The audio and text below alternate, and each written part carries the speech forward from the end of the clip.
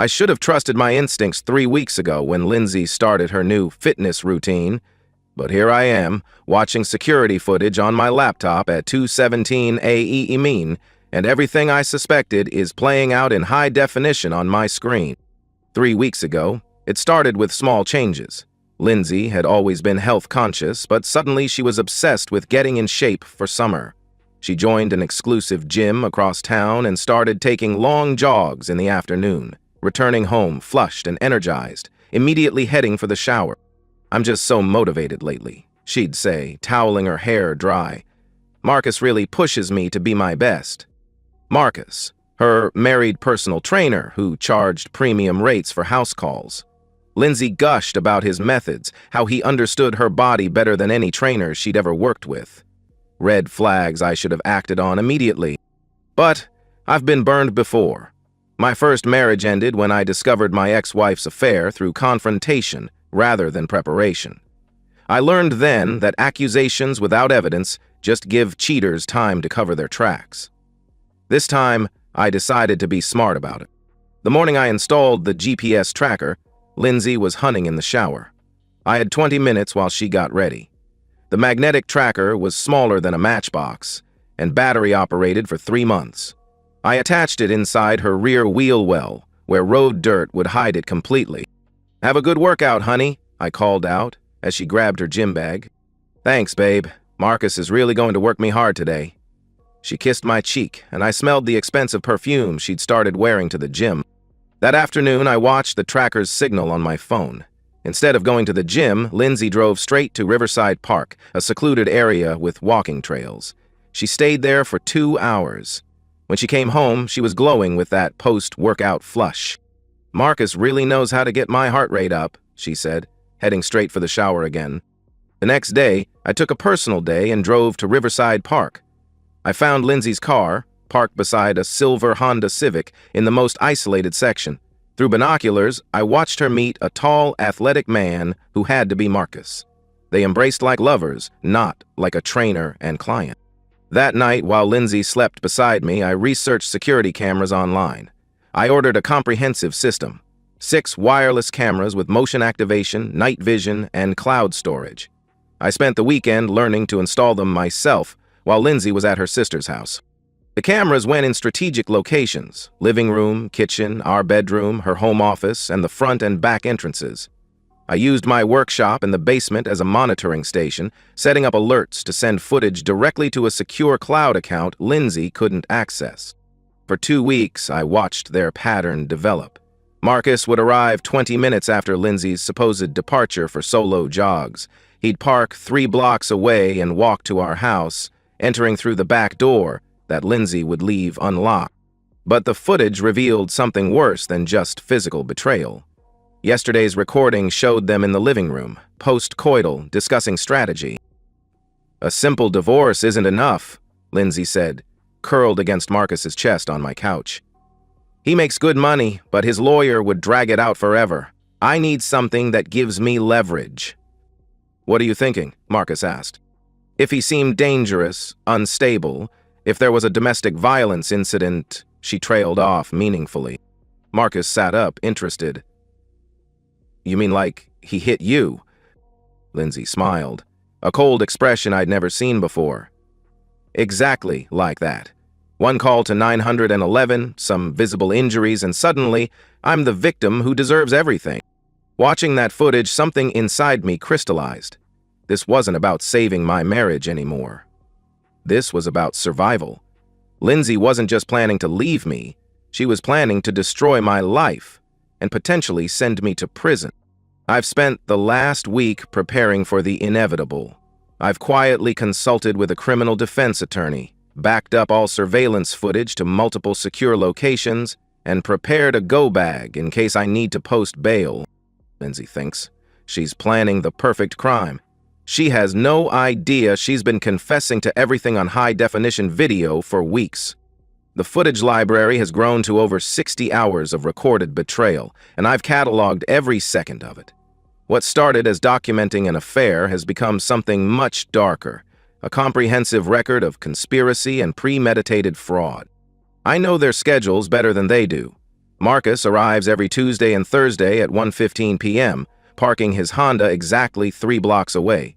He walks through the wooded area behind our neighborhood, entering through our back gate at 1:35 p.m. Lindsay unlocks the back door at 1:30 p.m. after texting me about going for a long jog through the park. The GPS data corroborates everything. While I'm at work believing she's exercising, Lindsay's car never leaves our driveway. Marcus's phone shows he's not at the gym during these hours either. His wife Sarah thinks he's with private client. The affair footage is extensive but predictable. They use every room except my home office, leaving evidence everywhere. Wine glasses, rumpled cushions, scattered clothes. Lindsay showers afterward, washing away evidence while I remain at work, clueless. What's devastating is the planning footage. Over 3 weeks, I've recorded 5 conversations where they discuss framing me for domestic violence. Their strategy has evolved from spontaneous idea to detailed plan, with specific steps and timing. In Tuesday's recording, Lindsay practices applying makeup bruises while Marcus coaches her technique. He's skilled at creating realistic injury effects using theatrical makeup from his background in local theater productions. The key, Marcus explains while blending purple and blue makeup on Lindsay's jaw, is layering the colors properly. Fresh bruises have specific color patterns. Lindsay studies herself in the mirror. It looks so real. I almost believe it myself. That's good. You need to believe it when you call 911. Thursday's footage shows them rehearsing the actual call. Lindsay practices her victim voice, working on sounding genuinely terrified. Marcus plays my role, shouting scripted threats so Lindsay can practice responding convincingly. Remember, Marcus coaches, you're performing for cops, neighbors, and eventually a judge if this goes to trial. The most chilling moment comes when Lindsay asks, what if he tries to show them video or something? Marcus dismisses this easily. Who's going to believe him? Violent husband claims he has secret recordings? That makes him look more controlling. Besides, any lawyer will get that thrown out as illegally obtained. They laugh about how the plan plays into domestic violence stereotypes. Controlling husband, vulnerable wife, escalating abuse. Lindsay mentions she's been setting up the narrative for weeks, casually telling friends, I've been stressed and short-tempered.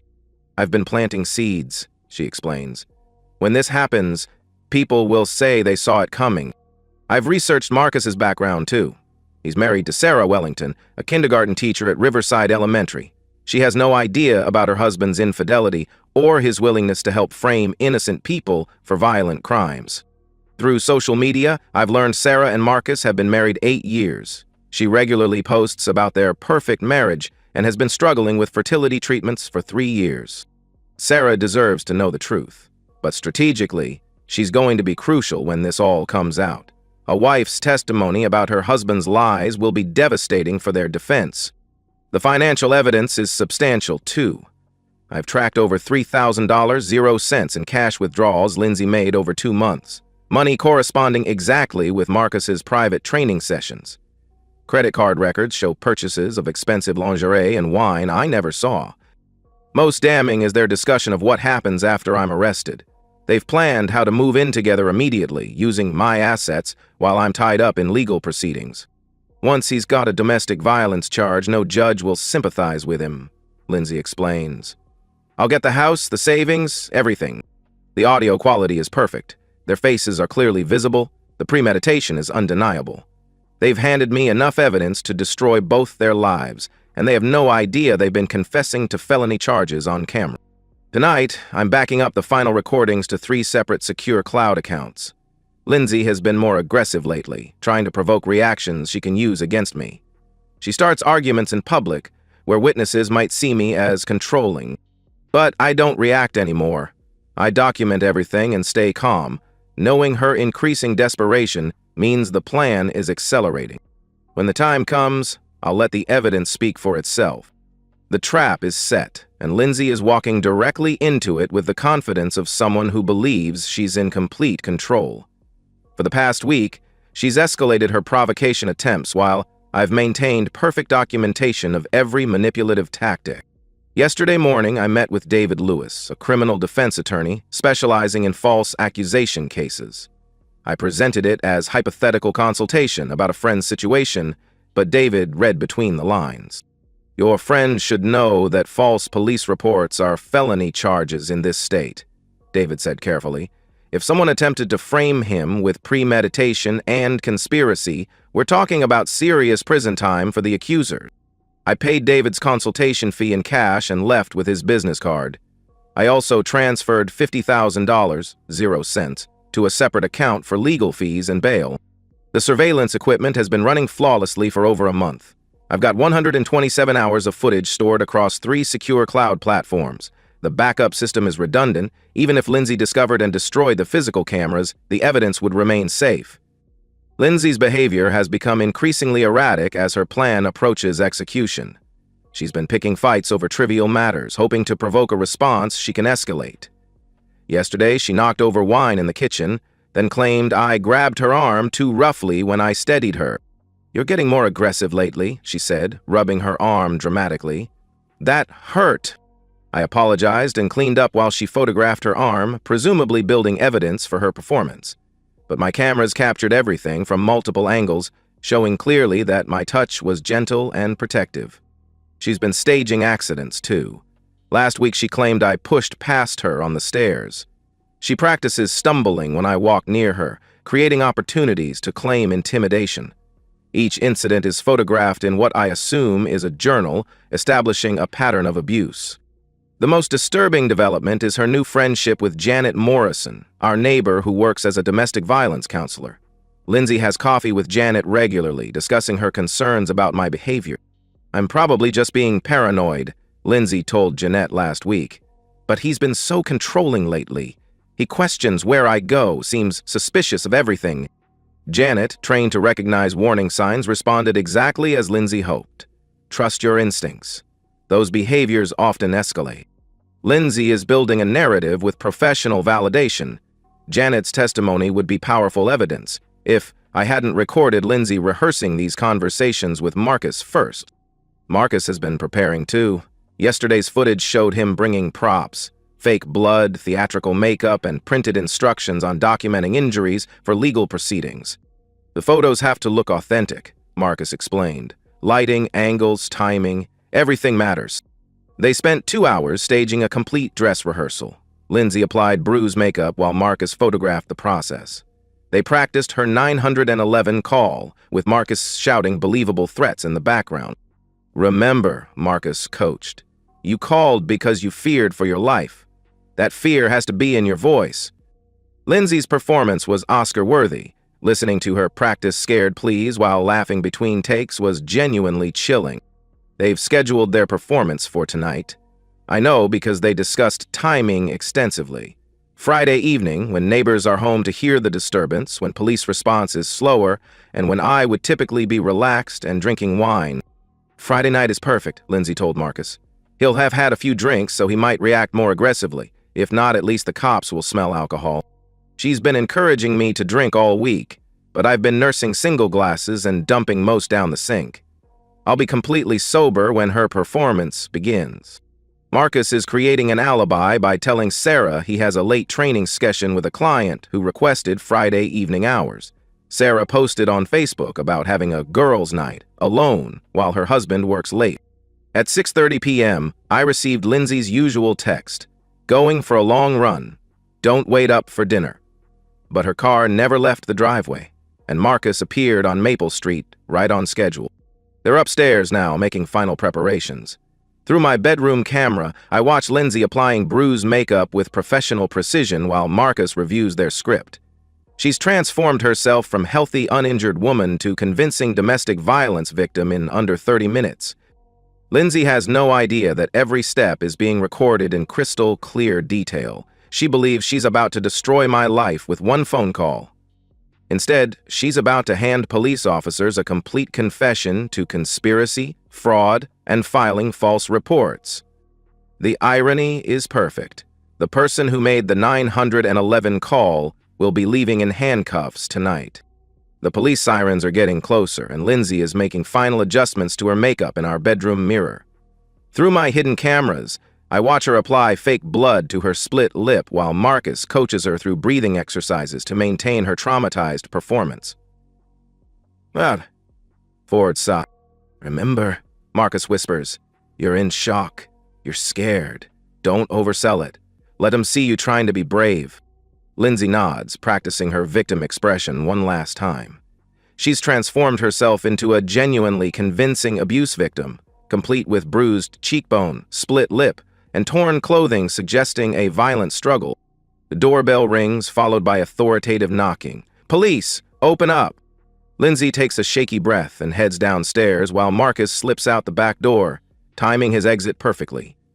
His Honda will be gone before the officers finish taking Lindsay's statement. I meet the police at the front door, Officers Rodriguez and Patterson. They're professional, but clearly expecting to arrest a domestic abuser based on the 911 call they received 20 minutes ago. "Sir, we received a domestic violence report from this address," Officer Rodriguez says, his hand resting on his service weapon. "We need to speak with you and your wife separately." Lindsay appears behind me and her performance is flawless. The bruises look authentic, her hands are shaking, and she's mastered the expression of someone trying to appear strong while barely holding together. "Thank God you're here," she whispers to Officer Patterson, who immediately moves to separate us for interviews. Rodriguez escorts me to the living room while Patterson takes Lindsay to the kitchen. I can hear her giving her statement in a voice perfectly calibrated to sound traumatized but determined. "He's been getting more controlling lately," Lindsay tells Patterson, her voice cracking with practiced emotion. "Tonight he just snapped. We were arguing about dinner and he punched me in the face. I thought he was going to kill me." Rodriguez is studying my demeanor carefully, looking for signs of guilt or aggression. I remain calm, cooperative, and completely unsurprised. "Sir, your wife has serious injuries and claims you assaulted her. What's your response?" "Officer, before you arrest me," I say calmly, "I have something important to show you, a video that explains exactly what happened here tonight." Rodriguez becomes suspicious. "Anything you want to say can be used against you. Are you sure you want to make a statement without an attorney?" "I'm sure, but I need both officers to see this together, with my wife present." Rodriguez calls Patterson over and they exchange glances, clearly communicating their shared assumption that I'm about to make their case easier with a confession. Lindsay looks nervous for the first time. "You don't need to show them anything, just cooperate." "Actually, I think this will help them understand completely," I reply, pulling out my laptop. I open the surveillance footage, starting with today's preparation session. The high-definition video shows Lindsay and Marcus in our bedroom, applying theatrical makeup to create convincing bruises and injuries. Both officers lean forward, studying the screen intently, as Lindsay's face goes pale beneath her fake bruises. "This was recorded 3 hours ago," I explain calmly. "You're watching my wife and her affair partner preparing to frame me for domestic violence." The footage is devastating. Crystal clear video and audio of Lindsay practicing her victim performance while Marcus coaches her technique. Their discussion of timing, their rehearsal of the 911 call, their laughter about how easily they could get rid of me. Officer Patterson looks from the screen to Lindsay with complete shock. "Ma'am, is this you in the video?" Lindsay's performance crumbles instantly. The practiced vulnerability disappears, replaced by anger and desperation. "That video is fake. He must have doctored it somehow. You can't believe him over me. Look at my injuries." But the officers are examining her injuries with entirely different eyes. What looked convincing 10 minutes ago now appears obviously artificial. "Impressive point," the officer. I continue playing footage from previous weeks. Lindsay and Marcus discussing their plan in detail, their practice sessions, their expectation that I'd be arrested and unable to defend myself in divorce proceedings. "Jesus Christ," Officer Rodriguez mutters as Lindsay's recorded voice explains how she could get everything if I had a domestic violence charge. "There's more," I say, opening financial records. GPS data, bank statements, phone records, and over 100 hours of video evidence documenting their affair and conspiracy. Lindsay realizes her situation is hopeless, and her mask completely slips. The traumatized victim act disappears, replaced by the calculating person I've been watching for weeks. "You sick bastard," she snarls. "You've been spying on me, recording private conversations? That's illegal." "Actually," Officer Patterson says, consulting his phone, "recording conversations in your own home is legal in this state, but filing false police reports and conspiracy to commit fraud are felonies." The transformation is complete. 10 minutes ago, Lindsay was a sympathetic domestic violence victim. Now, both officers are looking at her with disgusted recognition that they nearly participated in destroying an innocent man's life. "Ma'am," Officer Rodriguez says formally, "you're under arrest for filing a false police report and providing false information to law enforcement." Lindsay's final manipulation attempt is directed at Officer Patterson, who had been sympathetic moments earlier. "Please, you have to understand. He's been psychologically abusing me for months. I was just trying to protect myself." But Patterson has seen too much evidence. "Ma'am, we have you on video admitting this was premeditated fraud. You have the right to remain silent." As they handcuff Lindsay, she turns to me with pure hatred. "You think you've won? Wait until everyone hears about your secret cameras, your paranoid surveillance. No one will ever trust you again." I remain calm as they read her Miranda rights. "Lindsay, everyone's going to hear the truth, all of it, including Marcus's wife." Her face goes white as she realizes the full scope of what I've documented and who else will be affected. The officers escort Lindsay to their patrol car while I provide copies of the surveillance footage and supporting evidence. Officer Rodriguez shakes his head as he reviews the timeline. "Sir, I have to ask, how did you know to set up cameras?" "I've been married before," I reply. "I learned that when someone shows you who they really are, you should believe them and document everything." As the patrol car pulls away with Lindsay in the back seat, I realize the hardest part is over. The truth has been revealed, justice is being served, and I'm still a free man instead of sitting in jail while Lindsay emptied our accounts. But this is just the beginning. Tomorrow I have a phone call to make to a kindergarten teacher named Sarah, who deserves to know the truth about her husband. Sarah Wellington answers her phone on the second ring, her voice cheerful and unsuspecting. "Hello? Mrs. Wellington, my name is David. You don't know me, but I have information about your husband Marcus that I think you deserve to know." There's a pause, and when she speaks again, her voice carries the cautious tone of someone who's received unexpected calls before. "What kind of information?" "The kind that might help you understand why your marriage isn't what you think it is." "Could we meet somewhere public? I have evidence I'd rather show you in person." 2 hours later, Sarah and I sit in a quiet corner booth at Morningside Diner. She's exactly what I expected from her social media presence. Kind-paced, soft-spoken, the type of person who teaches kindergarten because she genuinely loves helping children grow. "Mrs. Wellington," I begin carefully, "yesterday my wife was arrested for filing false domestic violence charges against me. Her affair partner, your husband, helped her plan the entire thing." Sarah's face goes through several expressions: confusion, disbelief, then dawning horror as I show her the surveillance footage on my laptop. The video evidence is comprehensive. Sarah watches her husband of 8 years passionately kissing my wife in my living room. She sees Marcus helping Lindsay apply fake bruises and coaching her through 911 call rehearsals. She hears him laugh about framing an innocent man for violent crimes. "Oh my God," Sarah whispers, her hand covering her mouth. "That's really him? I'm sorry. I know this is devastating, but you deserve to know the truth." Sarah stares at the screen as I show her GPS data proving Marcus lied about his whereabouts during his supposed private training sessions. Bank records showing Lindsay paid him over $3,000. 0 cents. Phone records documenting hundreds of calls and texts between them over 4 months. "All those nights he said he was working late," Sarah says quietly. "All those weekends he claimed to have emergency clients. He was with your wife. Planning to destroy my life," I add. The domestic violence frame job was their exit strategy. Lindsay gets everything in the divorce while I fight felony charges, and Marcus gets to start fresh with her money. Sarah is processing the betrayal methodically, her teacher's mind organizing the evidence and timeline. 4 months ago, Marcus started acting different, more secretive, less affectionate. He said he was stressed about building his business. I show Sarah the final piece, footage from 2 days ago where Marcus and Lindsay discuss their post-arrest plans. They talk about moving in together immediately, using my assets to fund their new life, and Marcus finally leaving his boring, pathetic wife, who can't even get pregnant properly.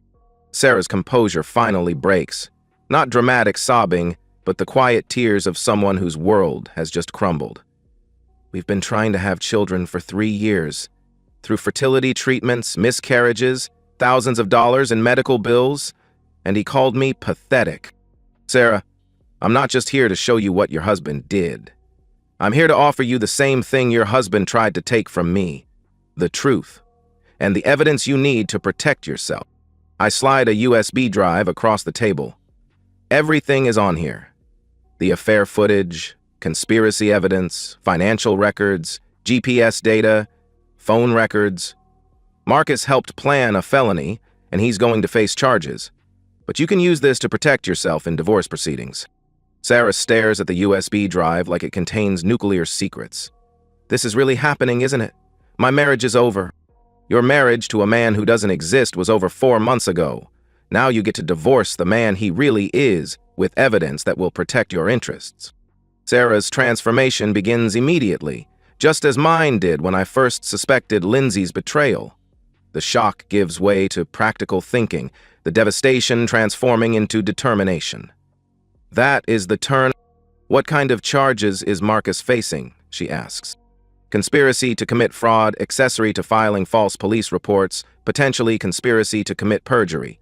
He's looking at serious prison time. Sarah nods, her mind already working through implications.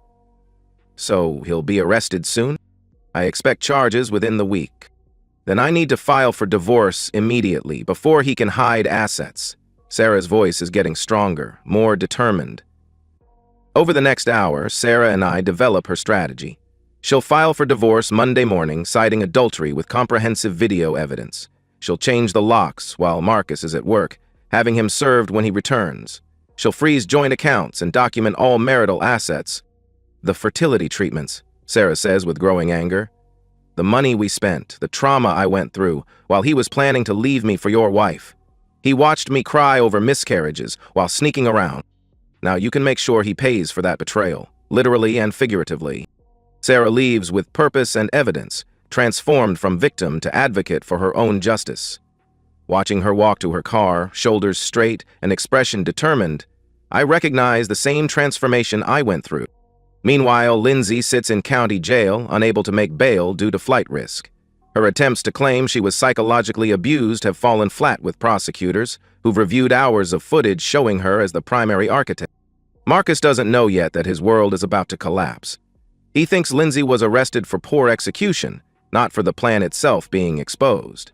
He has no idea his wife now possesses evidence of his affair, lies, and criminal conspiracy. His arrest will come Tuesday morning. They're building an airtight case that will likely result in felony convictions for both Lindsay and Marcus. But legal consequences are just the beginning. Sarah's divorce will destroy Marcus financially.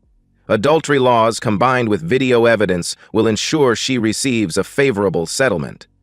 His business will collapse when the scandal becomes public. His reputation will be ruined permanently. Lindsay faces similar total destruction.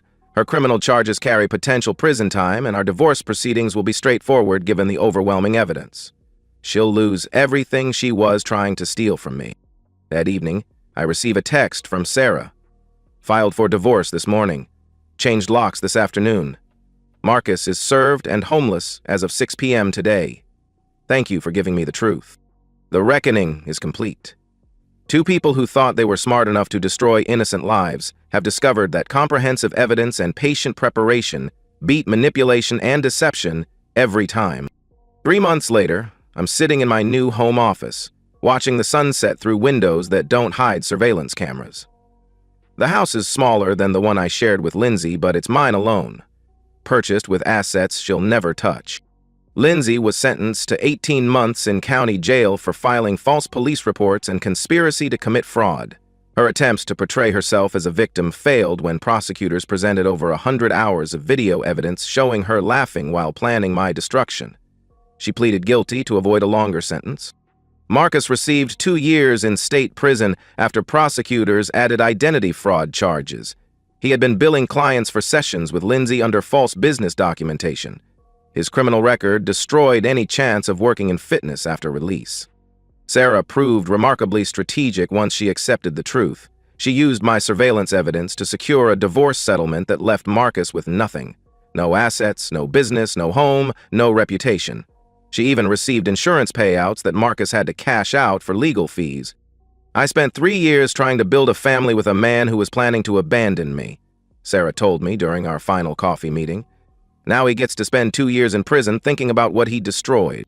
Sarah has thrived post-divorce. She used her settlement to purchase a small house near her school and has started dating a fellow teacher who admires how she handled her situation.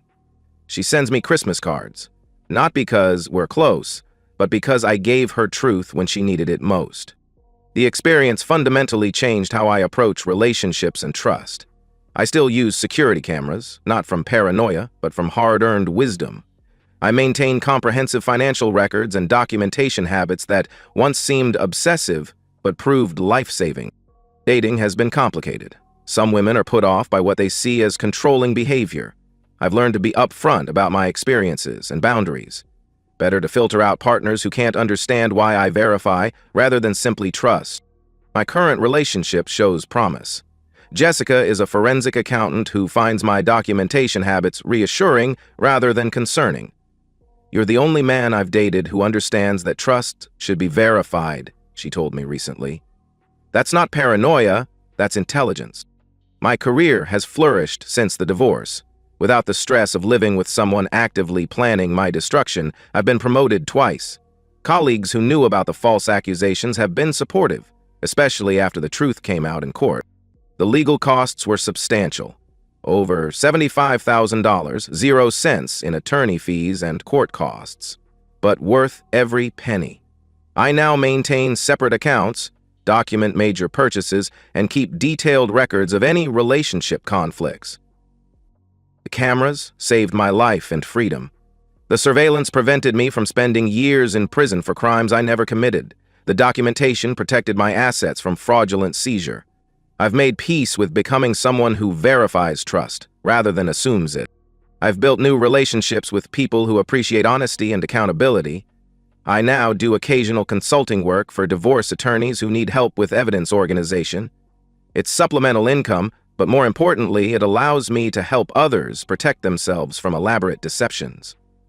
Last month, I helped a woman document her husband's financial fraud and affair. The evidence we gathered ensured she kept her assets and children while her husband faced criminal charges. "You saved my family," she told me after her husband's sentencing. The truth always surfaces, but only if someone takes the time and effort to document it properly. I've learned that people who plan elaborate betrayals usually reveal themselves completely if you're patient and thorough enough to capture their confessions. I sleep well now, in a house with cameras I don't need to hide, with accounts no one else can access, with documentation habits that ensure I'll never again be vulnerable to the kind of comprehensive deception Lindsay and Marcus attempted.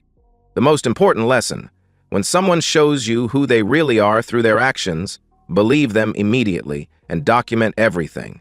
Trust is earned through consistent behavior over time, not through promises. It's not the life I planned, but it's a life built on honesty, evidence, and the hard-won knowledge that sometimes the only way to survive betrayal is to be smarter and more prepared than the people trying to destroy you. And that's the end of today's story. If you enjoyed it, please give this video a thumbs up and drop a comment below. Your support helps the algorithm push my content further. If you're new to the channel, don't forget to hit that subscribe button. It really helps me keep creating more stories for you. Thanks for watching, and I'll see you in the next one.